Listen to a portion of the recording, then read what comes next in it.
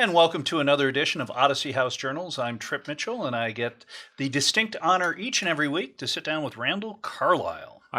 We should confess, I paid him to say that. Okay, thank you for saying it's an honor, though. And and you paid me, so it's an honor to be with you as well, Trip. It's a quid pro quo, as we've learned. That's a bad word in politics right now. That's Latin for you do me a favor, but all joking aside, and we're going to get to meet our guest in just a second, the reason that we do this show is both Randall and I belong to a very exclusive club called AA. It's a rather large club around the world. There are a few of us, and one of our tenets is in order to keep the gift of sobriety, you give back. And I met Randall a year ago over at the central office across the street from our studio and said, let's do a show. Lee, who makes everything happen behind the camera, is also a member of our club, and we have been very honored to be positively received, and up to, on a good show, 12,000 listeners a week, which is incredible. And viewers. Don't forget, we're on Comcast Channel 17. Thanks to Bill Francis. And we're on Odyssey House's YouTube channel. All you have to do is Google Odyssey House Journals, and you'll see 30 plus shows that we've already done, and we're on iTunes and Spotify, and we're being listened to all over the world, including Russia, Switzerland, Israel, and Ukraine. Iran, yeah. We have one Iranian, and I didn't realize alcohol. There was a great, Jon Stewart, the comedian with The Daily Show, had a great line. He said, Mahmoudinejad, the former president of Iran, said, we have no gays. And Jon Stewart said, that's why there's no good dinner theater in Iran. But evidently there is one person who's interested in substance abuse, and gosh, we're happy to have him. It happens all over the world. And one of the reasons that we're so optimistic, Randall left Channel 4 while still under contract. I've never left a TV station that wanted to have me, but that's another story. No, usually they get rid of you and don't renew the contract. But Randall had a chance to go work with Odyssey House, and Odyssey House is an amazing spot. So the number we're going to give you is for Odyssey House. This is not any way, shape, or form an endorsement saying this is the only spot. It's a program that's very rigorous that can help. But they have people to talk to you if you've got a friend, relative, whoever, that's got a drug or an alcohol problem. By calling, you have opened up that problem, and you've got people ready to help. Yep, 801-322-3222. And with that in mind, introduce us to our guest. Mallory Litster. Hi. I said that. Her last name, it's Litster, which is hard to say. You got it. Right? Litster. Yeah, yes. And Mallory is working in the office I work in now, in marketing at Odyssey House. And before that, you worked at our adolescent house for 2 quite years. some time. So, and you're a recovering addict. Yes, it's a miracle I'm here. Yeah. You want to start maybe by telling us your story, and then we'll get into what you do at Odyssey House and talk about recovery. Go ahead. Okay. The floor is yours. I will take it. Y'all ready? Okay. So 3, 2, 1, go. Okay. Okay. Starting from, a young age, just growing up, wasn't the best life, but it is what it is. My mom was terminally ill my entire life. Had to kind of raise myself. Right after I turned 16, I had found her 2 days before Christmas. She was dead on the floor. It was an overdose of fentanyl and methadone and partial suffocation. So what was her addict? What was her original disease? So she had a bunch. I can't even, a lot of, intestinal stuff and, Hirschsprungs and things like that. So they removed, a lot of her colon. She had ileostomy bags. She was just always in and out of the hospital. And so after that, now that I'm older, I realized she definitely was abusing her pain meds. I didn't know that then. I know that now. And I promised myself, I'm like, I am never going to do that. My mom passed away, never. But it started I never really got help for any of that. And so. For the emotional correct, stuff. Yeah. And so it started for me going. Was your father around, by the way? Not really. So you had a single-parent household, and your mom is addicted to painkillers and dying of a disease. Correct. And so my grandparents, they raised my sisters and I. Thank God for grandparents. But so mine really started, it was when I was 16, I went to the dentist. pain pills. I threw up and got so sick, but I loved that feeling. And Not the throwing up. but No, the, no, no, no, the no. euphoric feeling. Yeah. And so I just got through with it. I dabbled in things in high school. Well, actually, I was an overachiever, and I guess I dabbled in middle school. And it started with helping my older boyfriend roll up and sell chronic. And then I did a lot of my first drugs. So I dabbled with stuff in high school and things like that. After high school, me and my girlfriends, we would, buy like oxys, $60 for an 80. We'd just have fun, snort it, go out and do stuff. As I got older, I found myself still not dealing with a lot of my past trauma. But I didn't know that now. But that's why I think I got into it and started using. And it started with pain pills. Went up to, couldn't get it by the doctor anymore. Go to the street, buy the pills. Crap, you don't have the money for that. And I was like, I'm never going to do heroin. That is so ghetto. Like, no. But when you're at that point that you can't afford the Roxy's or Oxycontin, I turned to heroin. Started smoking it first. It was super cheap. So it went from there. I tried methadone, tried everything.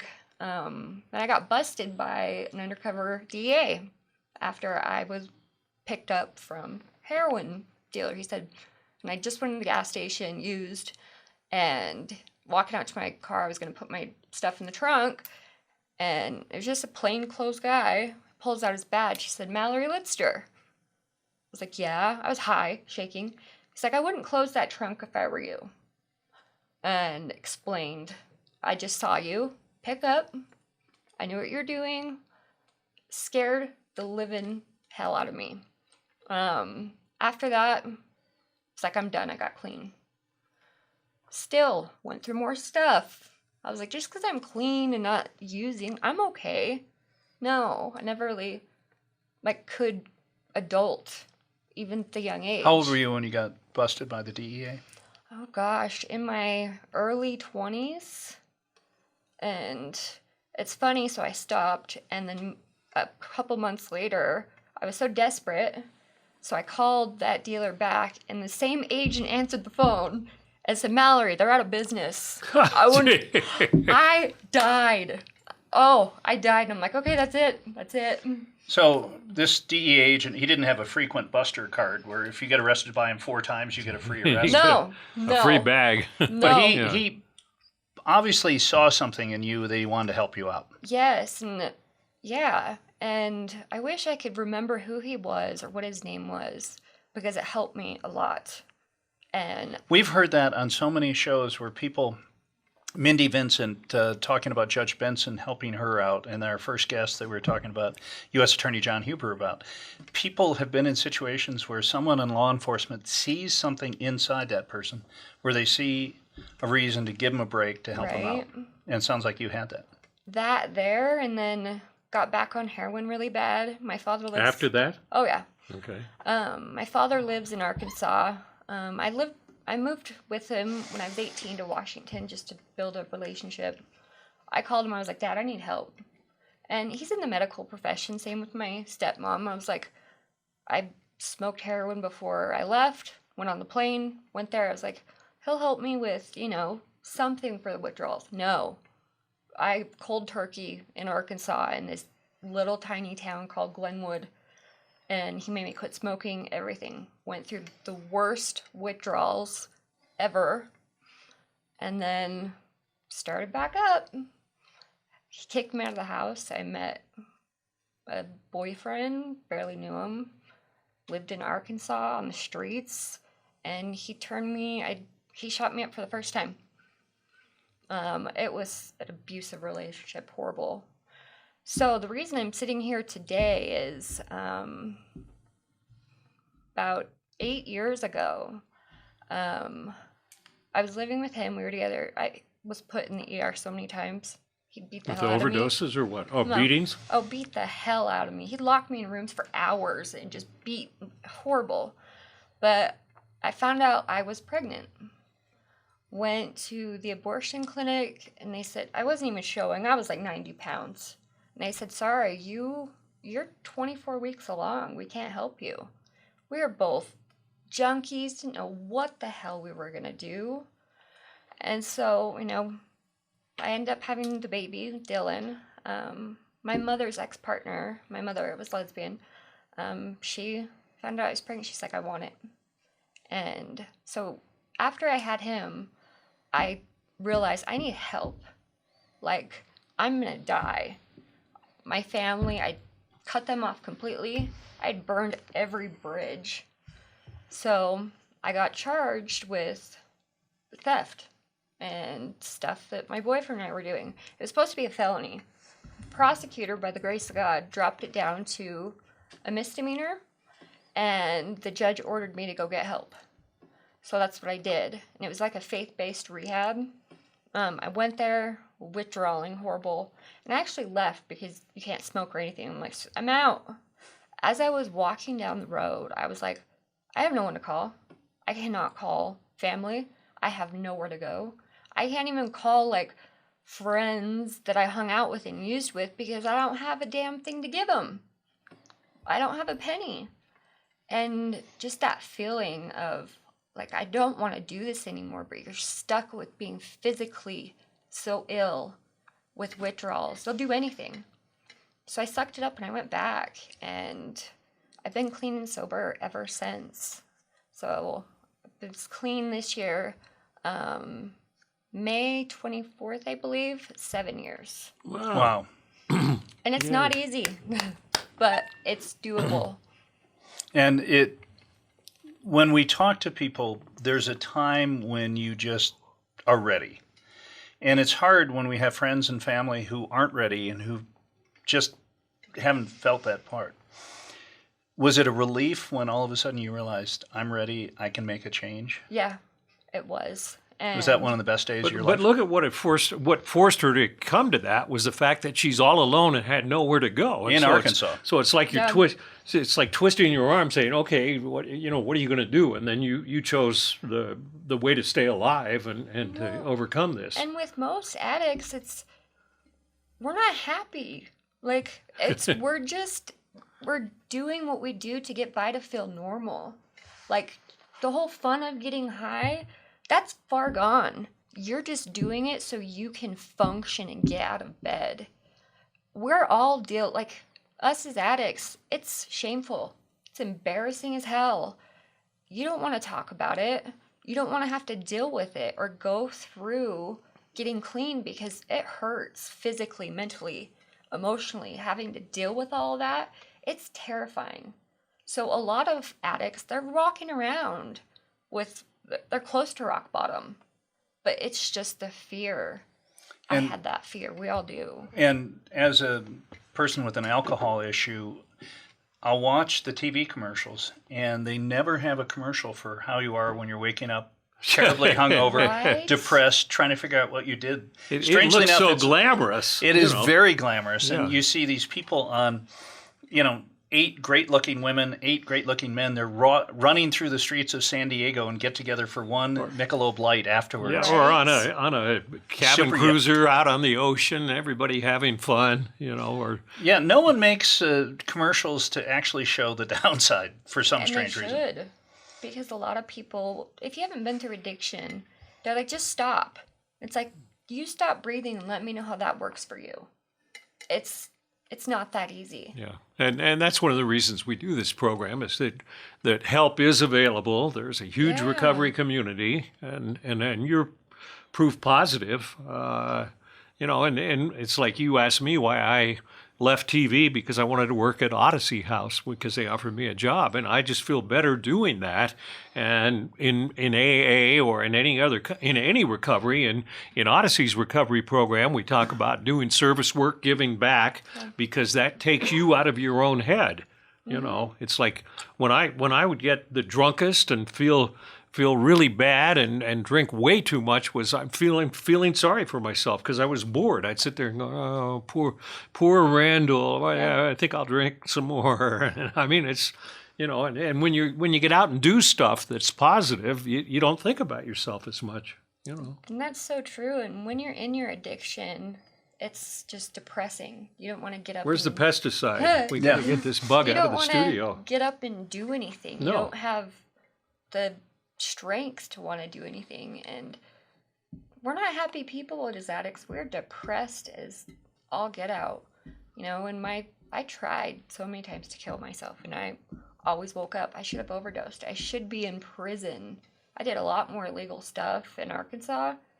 By the grace of God, never was, had to deal with that. So I literally am here, like, it's a miracle. And so many of our guests are. We're going to give out the number one more time before we go to break. And this is a number at Odyssey House, 801.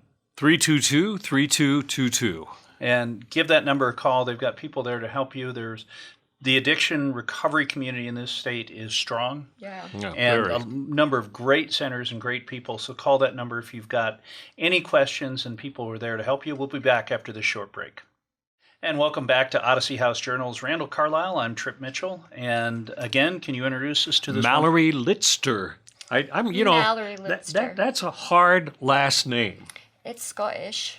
Scottish? Yeah, when everyone asks me, I'm like, I always have to do the accent for some reason. And people spell it wrong a lot, because they even we forget did on your first business cards we made me for you. sitting here, all that I've been through, I got my first business cards. Like, that's so cool. I never thought I would be sitting here doing stuff like this, have my car of my own, business, So you've done cool. amazing job talking about your struggles. And one of the things that I find pretty amazing about being in recovery is that people are very, very happy to tell their story, because the philosophy is if we can help one person. Mm-hmm.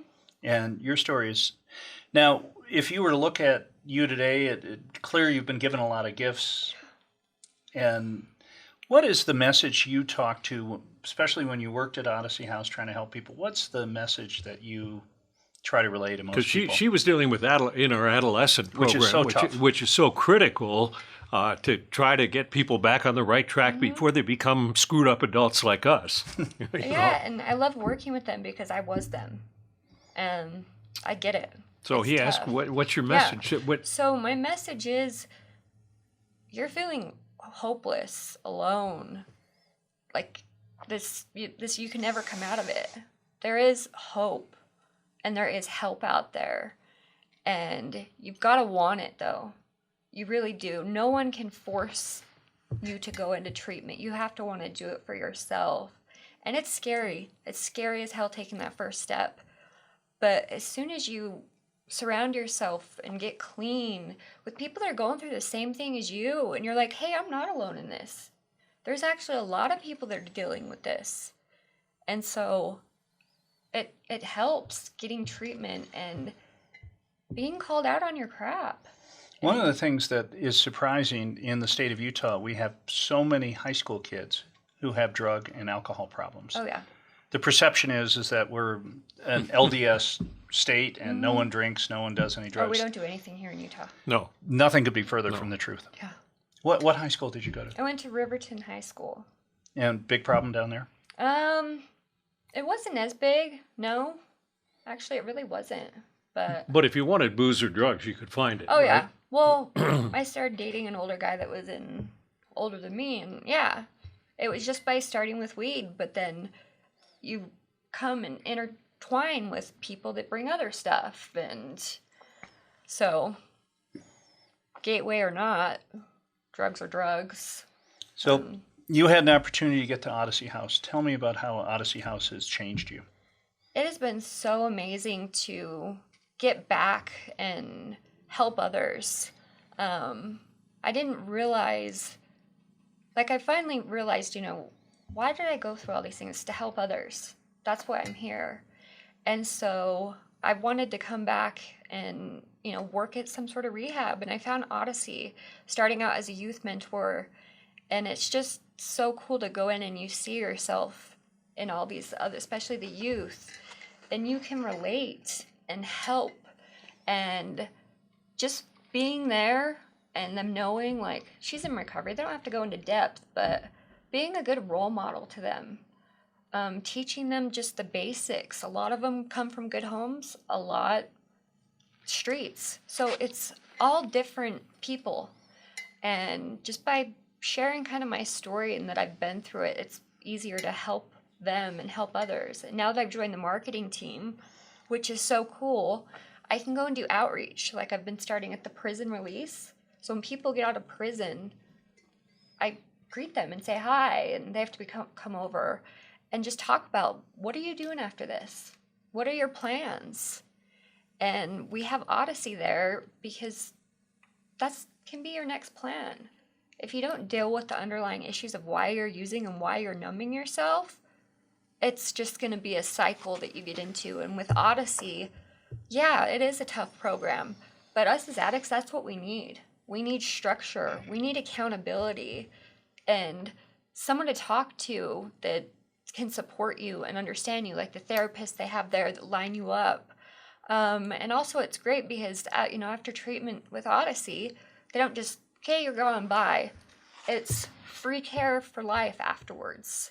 Complete the program, do great. There's so much that Odyssey is connected with that the graduates, come back and work for Odyssey. And one of the things that we've found is, and we've talked about it on the show, is that because of insurance and that sort of thing, 4 weeks became the standard unit of measurement for at for-profit places. Yes. Exactly. So 28 days, you come in, you take a problem that you might have been suffering from for 20 years and turn it around in 4 weeks, and that doesn't work. No, it doesn't. And with Odyssey, it's not necessarily like, hey, you're going to be in for this month.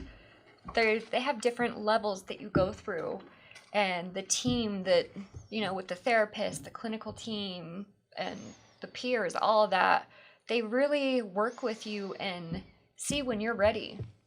And if you're committed to the program and work through it, you're not just going to be able to leave. And you can leave and just stay by, but you can definitely We're not a lockdown facility, so you can definitely leave. But just the support Odyssey has in the community, it becomes a family.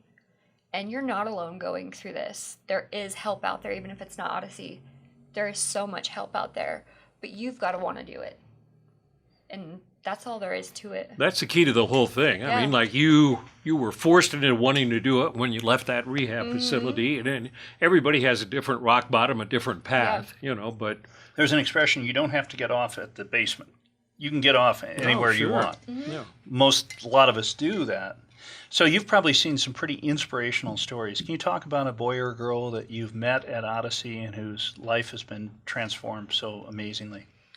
So an adolescent. Don't use a name. I won't. Okay. Her story is heartbreaking.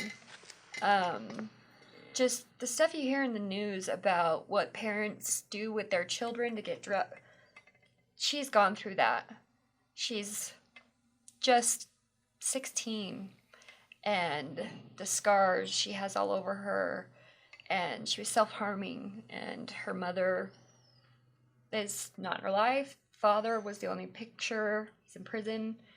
And to see her come in so broken and so defiant and just angry at the world, trust issues like no other, and to see her progress of stopping the self-harming, like being able to say, this wasn't my fault. And a lot of the times we think it's our fault, so we carry that guilt. And the progress she's doing and is done with her life of staying with Odyssey, even after graduating, staying clean, still coming and joining in on groups. And what's cool is with Odyssey, they support, different levels and different people by situations. There's an apartment there for her that they lined up. Sure. She can come back. She still comes back and meets with her therapist. Still be a part of the community. So if you want, Odyssey is a program for life. Oh, completely. If you want. And a family for life. Yeah. Well, and a name we can use, and you probably knew her because she's been on a podcast and gave us permission, is Emily. Yes. Yeah, when I first started Adolescence, she had just come in. And so seeing her complete the program, she was a little and she knows, but I love her dearly. She is doing so well. Yeah, she is. She's She going to the is- U now. She has her own She apartment. is so smart and has such a. She's brilliant. Yeah. Like. And brilliant. addiction cuts across. It's not smart people. It's not dumb people. It's not people. rich people. It's not poor people. It's everyone. You It know. is. And it Good is. families, bad families. It's amazing. All I mean, different backgrounds. I mean, you couldn't predict. I mean, because there are people who grow up in families where their moms and dads are drug dealers Yeah. and they're in a horrible housing situation. Everything. They grow up to be doctors and lawyers and politicians, or people who grow up in mansions and end up in prison. You know, it doesn't matter. Sure, and it's out there. Well, thank you so much for coming on and Thanks telling for your story. having me. This is really cool because And so your job at Odyssey House, you're in marketing. So you're going out and meeting people and telling people the Odyssey. outreach specialist. I'm going to be going to conferences. We go to the men and women's shelter. Talk about Homeless resource shelters. center. Yeah. And you have business cards. Yes. Yeah, but they're spelled wrong. So they have to reorder. They forgot the first T. So Well, it does happen. But we are so thank you for watching. This show has, in 40 plus episodes, we've got an audience that is, in the thousands. yeah, Yeah. over 10,000 listeners on a big show. And that's not fake news, regardless of what any politician says. And this is Okay? not at Nielsen News. Yeah, that's right. And so, again, if you've got a challenge, if you know someone who has a challenge, pick up the phone and call. There are so many people who want to help, and you deserve to get help. Your friends deserve to get help. Your family does. I want to thank Lee, Bill Francis over at Comcast, everyone involved with the show. Thanks for watching, and we'll see you next time. Goodbye, everyone.